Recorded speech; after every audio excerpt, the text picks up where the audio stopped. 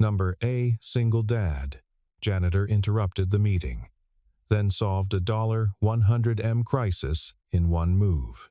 In a conference room worth more than most people earn in a lifetime, 20 of the highest-paid minds in the company were locked in a battle they were losing. Expensive suits, custom watches, degrees from universities that charged more per year than a family home. They argued over equations, over data models, over numbers that had grown so large they no longer felt real. And in the far corner of that same room, a man pushed a mop across the floor, unhurried, methodical, invisible. Nobody looked at him. Nobody had any reason to, until he spoke, and the room turned on him so fast it felt like a reflex. They threw him out. They dismissed him with the kind of casual contempt that requires no effort, no thought, no guilt. But less than 10 minutes later, that same man walked back through that door, stepped up to the whiteboard, and drew something so simple that the silence it produced was almost violent. $100 million. One move. One person nobody had bothered to see. Elias Carter was 38 years old, and most mornings he was awake before the sun had any right to be up. Not because he wanted to be, not because he had somewhere exciting to go. He was awake because Lily needed breakfast, and because her school shoes had developed a crack along the left sole that he hadn't had the money to fix yet, and because the night shift at Halcyon Systems ended at 2 in the morning, which meant he had, on a good night, about 4 hours of sleep before his daughter came padding down the hallway with her hair in her face and her arms already reaching for him. He was the kind of tired that doesn't show up in a single night. It accumulates. It settles into the shoulders, into the jaw, into the space behind the eyes. He moved through his evenings at the corporate headquarters with the quiet efficiency of someone who had learned that being unnoticed was a form of protection. He knew the layout of every floor. He knew which executive stayed late on Tuesdays and which one left a half-eaten sandwich on the conference table every Thursday night. He knew the security guard who liked to talk about his daughter's soccer games, and he knew the code to the supply closet on the 41st floor without having to look it up. He was a janitor. That was the word on his badge. That was the box people checked when they registered his presence and then immediately dismissed it. But Elias Carter had not always been a janitor. He had once sat in rooms not entirely unlike the ones he now cleaned. He had once written on whiteboards not entirely unlike the ones he now erased at the end of the night. He had a degree in computer engineering from a university that had cost him 8 years of student loans he was still paying down. He had once been the youngest lead systems architect in the history of a company that no longer existed in a form he recognized. That was 6 years ago. 6 years since a project he had built had been declared catastrophically flawed. 6 years since his name had been attached to a failure so public and so expensive that it had effectively ended his career in a single afternoon. He had tried, for a while, to explain. He had sent emails that went unanswered. He had filed documentation that disappeared into administrative silence. And then his wife had left, and Lily had needed stability, and the bills had kept coming, and at some point Elias had quietly stopped trying to fight a battle he couldn't see the edges of and had simply found a way to survive. He still read. Late at night, after his shift, he would sit at the kitchen table with Lily asleep upstairs and read systems architecture journals and machine learning papers on his laptop, with the brightness turned down low. He still understood everything. He understood it the way a musician understands rhythm, even when they haven't played in years, not as a memory, but as a reflex. And every night, when he wheeled his cart through the executive floor and paused beside the whiteboard in the main conference room, his eyes would travel across whatever equations or diagrams had been left behind, and his mind would quietly, involuntarily, continue the work that the room's occupants had abandoned for the evening. He never said anything. He simply cleaned and watched and understood things nobody knew he understood. The crisis at Halcyon Systems had begun quietly, the way most disasters do.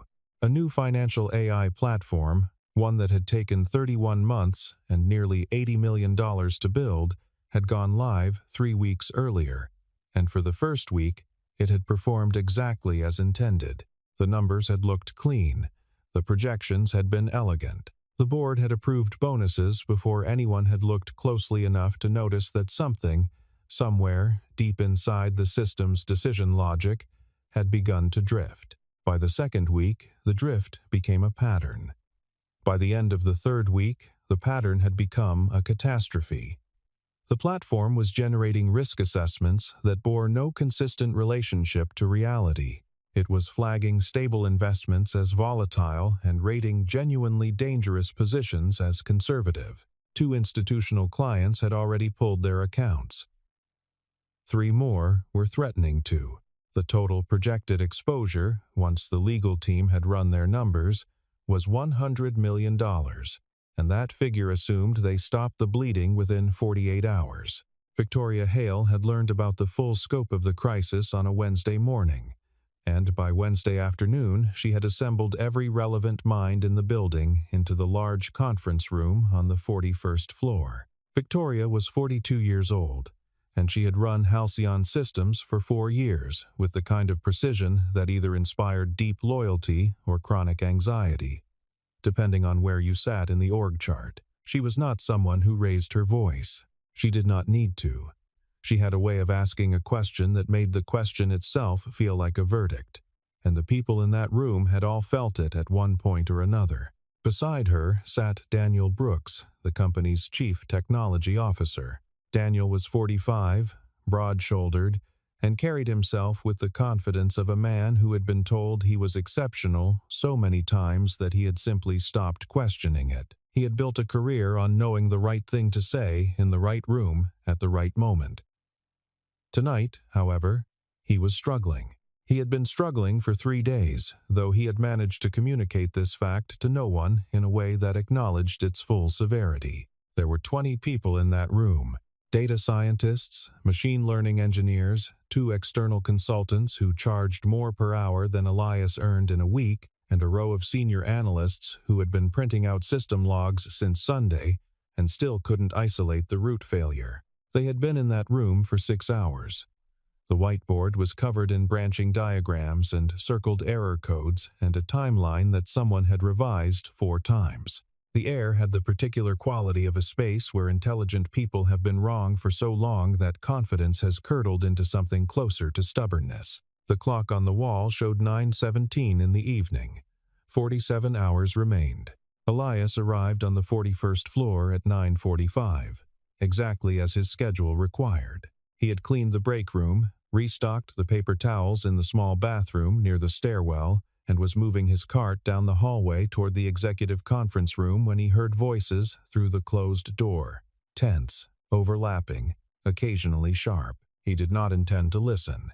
He positioned his cart outside the door, knocked twice out of habit, and when no one answered and the voices continued, he pushed the door open enough to begin collecting the empty coffee cups and water bottles that had migrated to the small side table near the entrance. Standard procedure. Most people ignored him entirely. He kept his eyes down as he worked. But the whiteboard was directly in his line of sight, and within 90 seconds he had taken in everything written on it.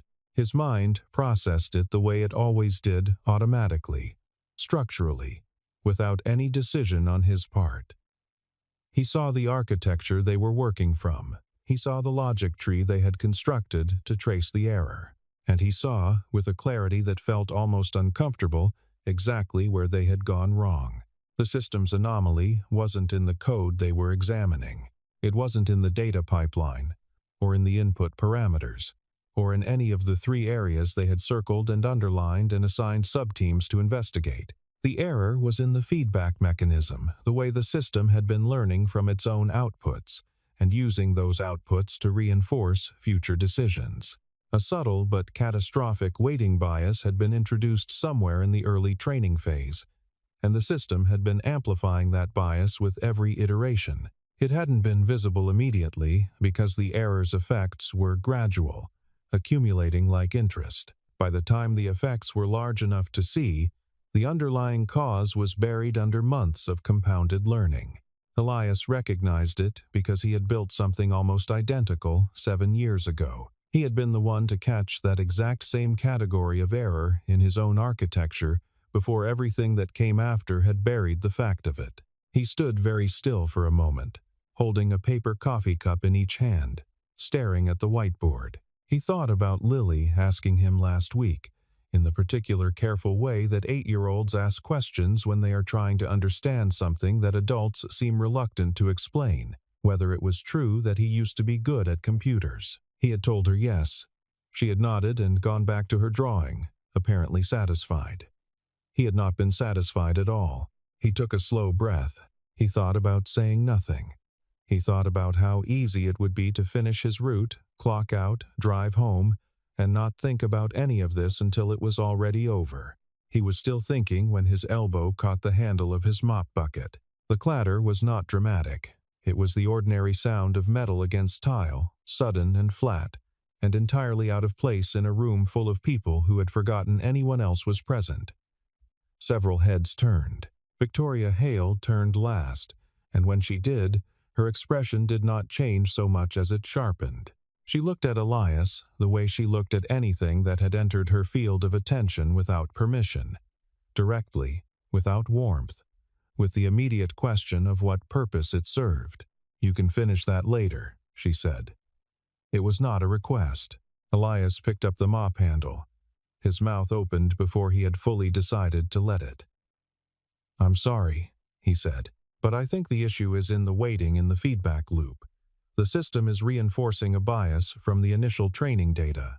The silence that followed lasted perhaps 3 seconds.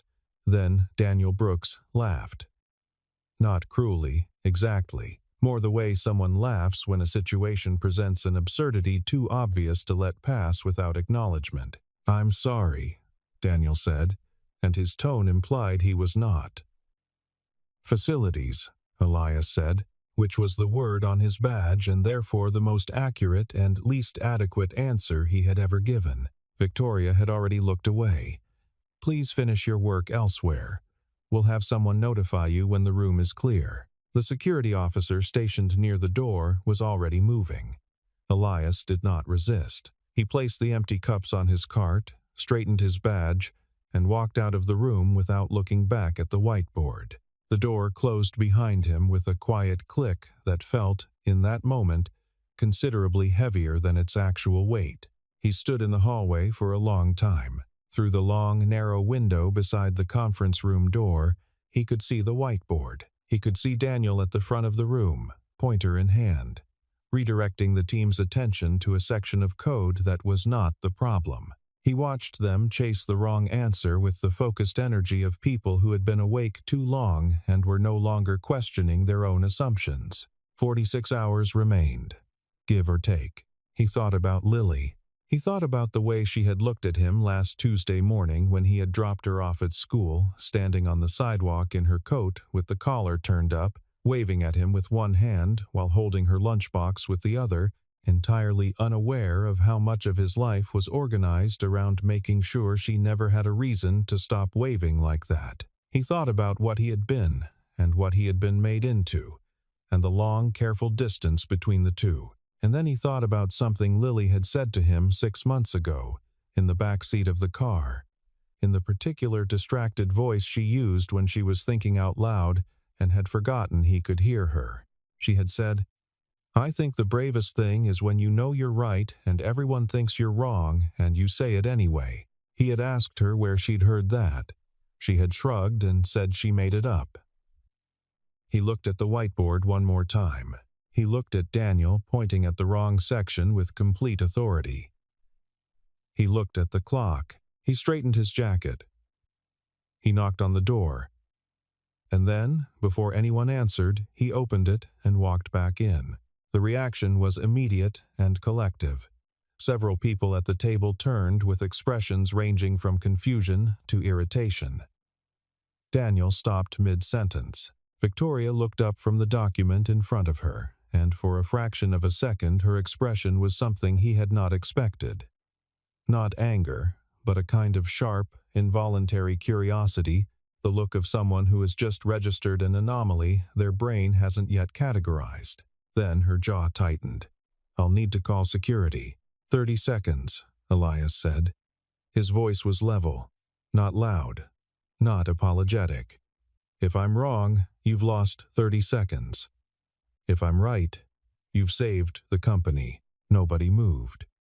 He had calculated on this that in a room full of people who had been failing for 3 days, 30 seconds from an unexpected source carried more weight than it might have otherwise. Victoria's eyes held his for a moment that felt considerably longer than it was. 30 seconds, she said. He walked to the whiteboard. He was aware of every person in the room watching him. He was aware of Daniel's stillness, which was a different kind of stillness than the others, not uncertain, but guarded.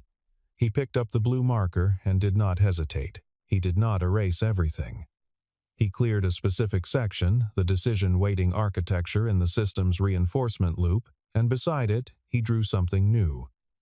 It was not complicated. That was the point. He drew 3 connected nodes, labeled them in less than a minute, and then stepped back. "The error isn't in the input data or the code logic," he said. "It's here." He circled the middle node. "The system is being trained on its own outputs. Every prediction it makes feeds back into its next training cycle. There's a bias in the original weighting from the initial dataset. It's small, but the feedback loop amplifies it with every iteration. After 3 weeks of live operation, the amplification has compounded to the point where the system's risk assessments are essentially inverted in certain asset categories." The room was quiet. "To fix it," he continued, "you don't need to rebuild the architecture. You need to adjust a single weighting parameter in the feedback mechanism, reduce the self-reinforcement coefficient by approximately 40%, and reintroduce a validation gate that cross-references the system's outputs against an external baseline before each learning cycle. That breaks the amplification loop. The system recalibrates within hours." He put the cap back on the marker. He looked at Victoria. She was not looking at the whiteboard. She was looking at him. Daniel recovered first. "That's a significant oversimplification," he said, and his voice had the careful quality of someone constructing an argument in real time. "We've already examined the weighting parameters. The values are within acceptable ranges. Within the ranges defined by the system's own internal benchmarks," Elias said, "which are themselves products of the biased training cycle. You're using a ruler made by the same process you're trying to measure."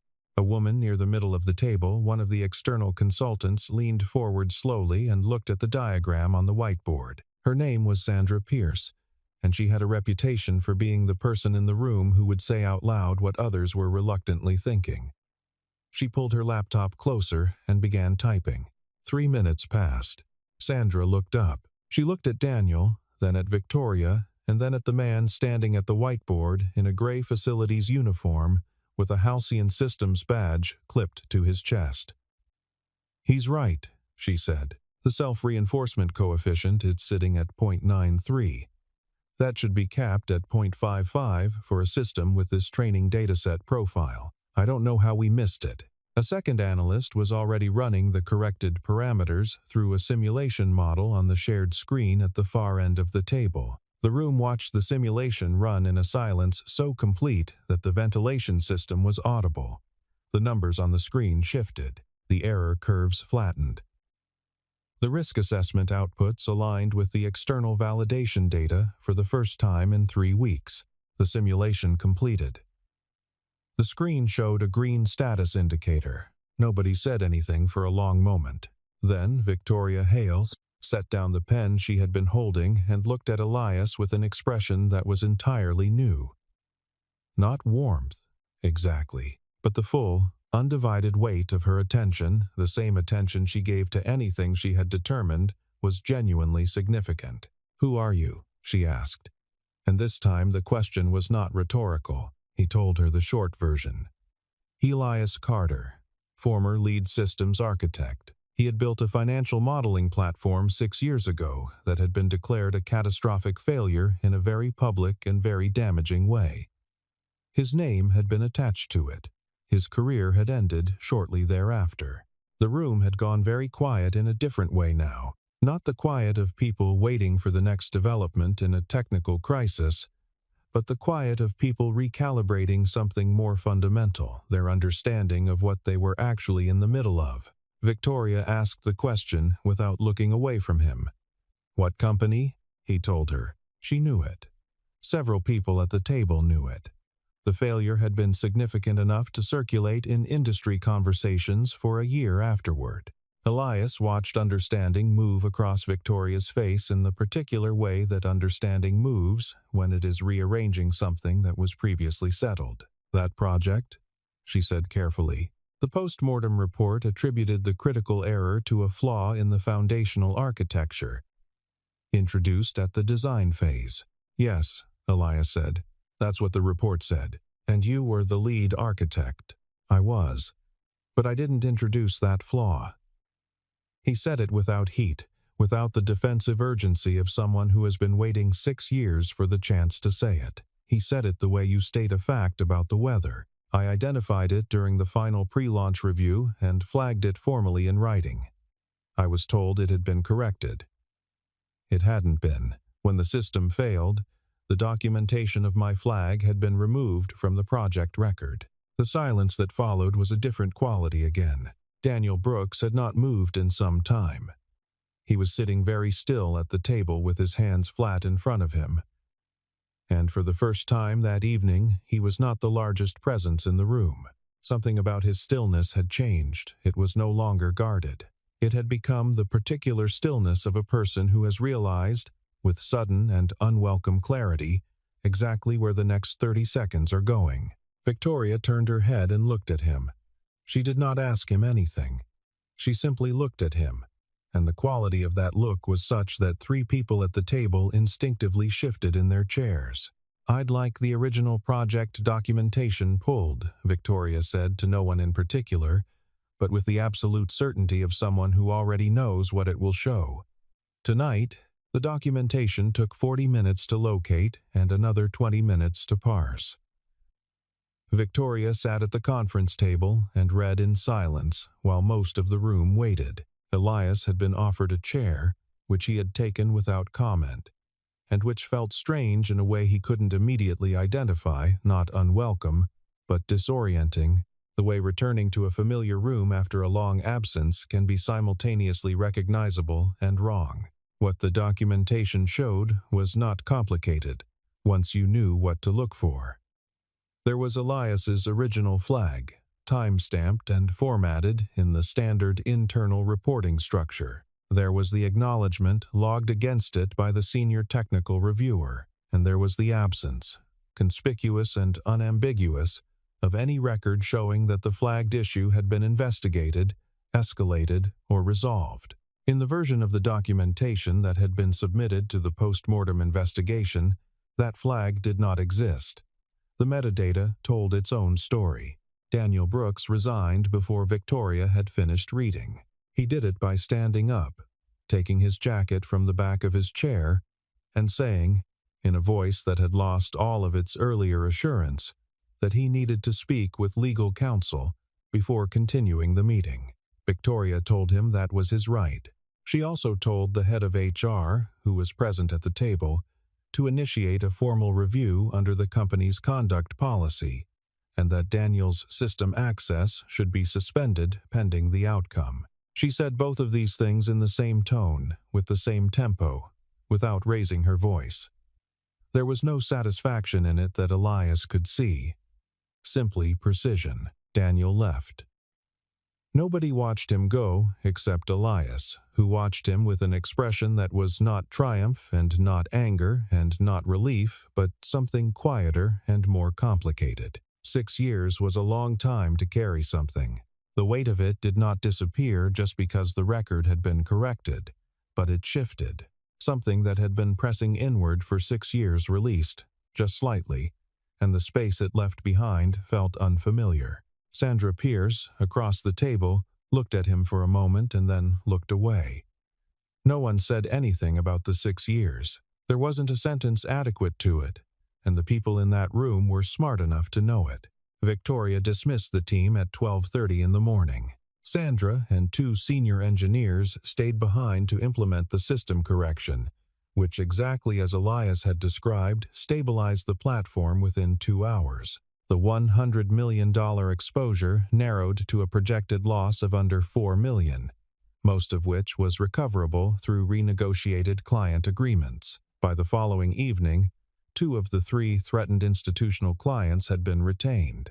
Before the room emptied, Victoria asked Elias to stay. They sat on opposite sides of the conference table, and for a moment neither of them spoke. Victoria had a particular stillness that Elias had observed throughout the evening. Not coldness, exactly, but a quality of containment, of careful economy in everything she did and said. Up close, without the pressure of crisis filling the space between them, he could see something beneath it that the crisis hadn't left room for, a kind of weariness. The specific fatigue of someone who has been the sharpest person in most rooms for a very long time and has found this to be less satisfying than anticipated. "I want to offer you your position back," she said. "Not the position you held 6 years ago. Something more accurate to what you actually did. Chief Systems Architect." He didn't answer immediately. She waited. She was good at waiting, he had noticed that. "I'm not asking you to decide tonight," she said. "I'm asking you to consider it." "I'll consider it," he said. "But I need something understood from the start, if I do come back. Tell me. No buried documentation. No adjusted records. No conversation that happens in a room that doesn't have a paper trail.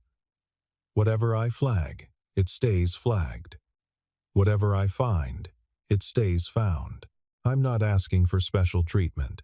I'm asking for a system that doesn't require me to fight the record to do my job." Victoria held his gaze for a moment. "That's not an unusual request," she said quietly. "It's the minimum standard. Then it should be easy to agree to." Something moved in her expression. Not quite a smile, she didn't seem like someone who arrived at smiles easily, but something in the direction of one. "It should be," she said, and meant it. He stood to leave. She did not move to stop him, but there was a pause, brief, almost imperceptible, in which she seemed about to say something further and then reconsidered. He noticed it. He suspected she knew he had noticed it. Neither of them addressed it. But in that pause, something had shifted in the way she looked at him, not as a problem that had been solved or a resource that had been identified, but as a person she had not yet fully seen. And the realization appeared to be as new to her as it was to him. 2 days later, on a clear Saturday morning, Elias drove Lily to the office. She had asked to see where he worked, the nighttime building she had heard him describe, with its long corridors and quiet floors, and the elevator that he said had a view of the whole city if you arrived before sunrise.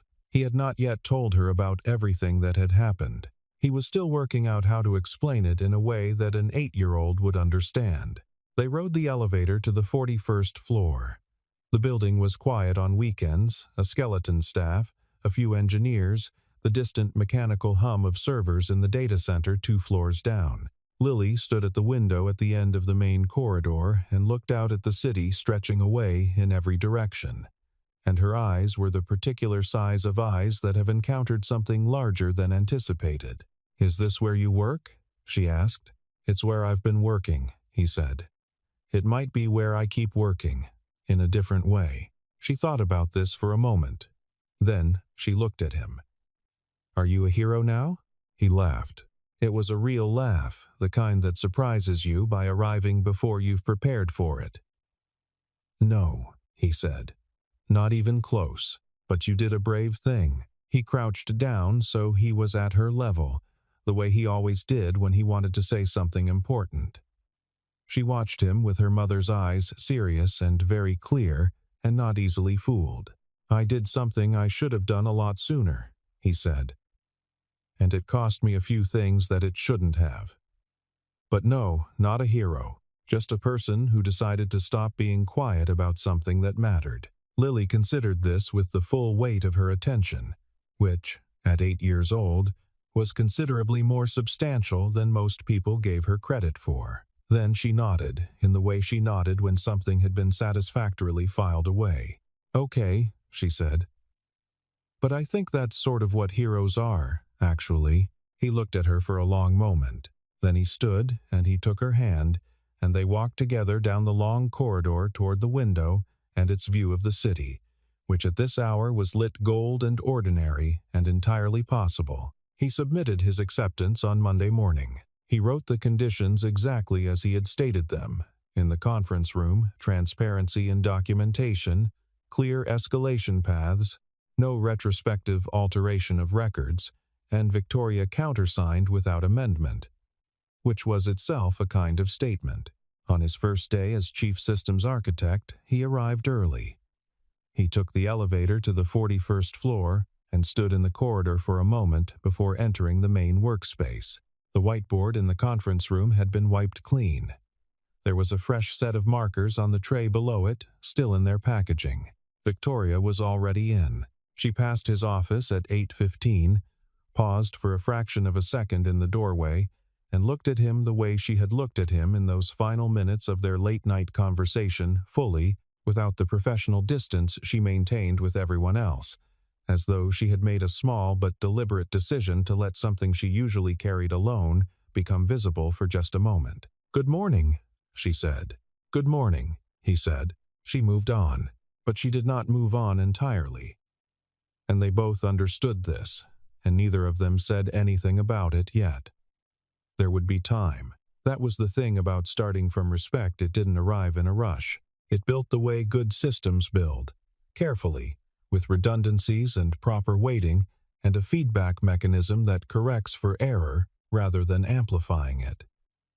It built in a way that lasted. Outside the window, the city was doing what cities do on clear autumn mornings, producing ordinary miracles in every direction, most of them unnoticed. Elias opened his laptop. He had work to do. Good work, finally. Work that would stay on the record, exactly as it happened. Unchanged and unburied, and entirely his own. And for the first time in 6 years, that felt like enough.